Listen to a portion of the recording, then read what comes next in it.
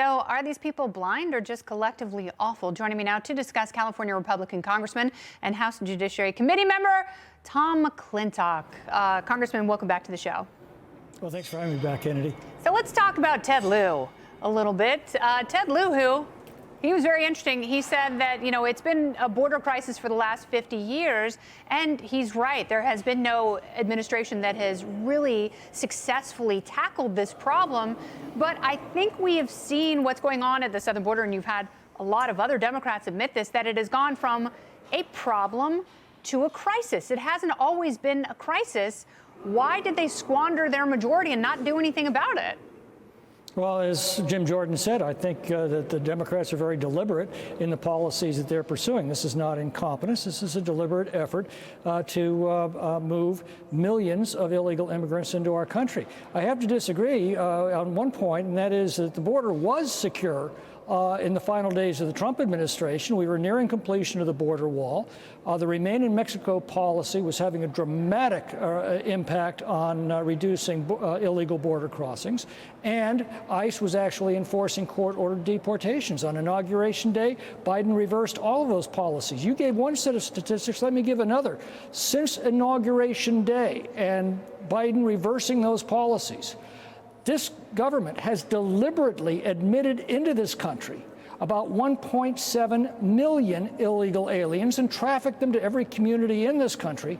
And while they've been doing that, the Border Patrol has been distracted changing diapers and taking names. We've seen 1.2 million known gotaways cross the border into our country. That's 2.9 million illegal immigrants who have been brought into this country under these policies since Inauguration Day. 2.9 million. Kennedy, that is the entire population of the state of Mississippi, and it's getting worse. So you have 3 administrations in a row who've tried to kind of tackle immigration with a series of executive orders that are all shut down by the courts, one after another, administration after administration, when this really should be the job of Congress. Now, I know there are some tough decisions to make. We have to decide, what does it look like to offer asylum to people in the United States? What does that mean? How many people can we offer that to? Who qualifies for it? Congress has to stand up and answer some of those tough questions. We also have to decide how many people we want in this country to work seasonally and then allow them to go back to their home countries and return again legally to work when that is required. So why can't Democrats and Republicans work together on even those 2 things? Forget comprehensive immigration reform. Well, a number of responses. First of all, when I met with Border Patrol agents, rank and file agents a few months ago at the Yuma sector, I said, we're the Congress. We can't enforce laws.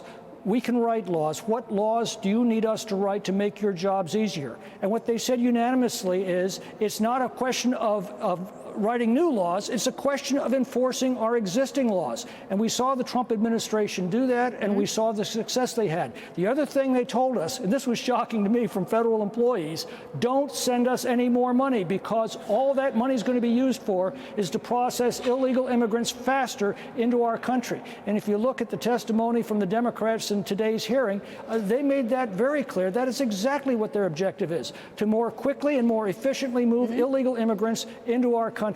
Now, you tell me how our schools are improved by packing our classrooms with non-English speaking students, or our hospitals are made more accessible by packing emergency rooms with illegals demanding care. How are our communities made safer by introducing cartel gangs into them? How are working Americans made better by flooding the market with cheap illegal labor? And for that matter, how is our social safety net improved by putting millions of impoverished, dependent immigrants who are here illegally into a system that's already cracking under the burden? Well, I agree with you that there are 3 distinct areas which have to be covered. One is border enforcement. This administration has obviously abdicated that responsibility. But you also have the immigration system. It is confusing. confusing, it is overwrought, and it is broken. That's why people come here illegally. They want to come here. That is the role of Congress. And then you have the other side of it, and it's people wanting to come here, good people, and then you have bad people. That's also the job of the federal government, to vet people who are coming into this country. I think the only way we are going to break the stalemate is if rational Democrats and rational Republicans work together to fix and recognize the different aspects of the system. And sticking their heads in the sand, it doesn't do any good. But I would also say what doesn't do any good is painting people with a negative brush. Some of them are really good people who want to come here and work harder than anyone else, because you've got young people in this country who don't want to work at all. Right. Well, then come here legally and obey and respect our laws. That's all we ask. Our immigration laws weren't written to keep people out. They were written to assure that as people come to America, they come with a sincere desire to become Americans.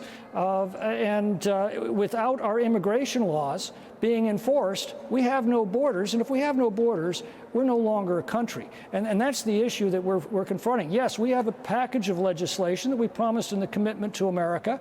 Among the items in the package, establishing a Title 42 specifically to protect our border when we run out of detention space for asylum claims, return unaccompanied minors safely back to their home countries rather than bringing them into this one, and tightening up on our asylum laws to assure that asylum is reserved for those who are actually being persecuted by their government. I agree with you there. I think asylum and citizenship are two very sacred things. But those are things that are being dangled and promised by this administration because, you know, they know that even with the presidency and the Senate, they've got enough power to do absolutely nothing, which is what it seems like, unfortunately, both parties want to do. I appreciate that you are from a border state and you have actual workable solutions that could make this whole thing better. I hope it improves the lives of people who are suffering and coming here, and certainly for Americans who feel like they are subjected to lawlessness. Congressman McClintock, thank you so much for your time. I appreciate it. My pleasure, Kennedy. Thanks for having me. Thank you.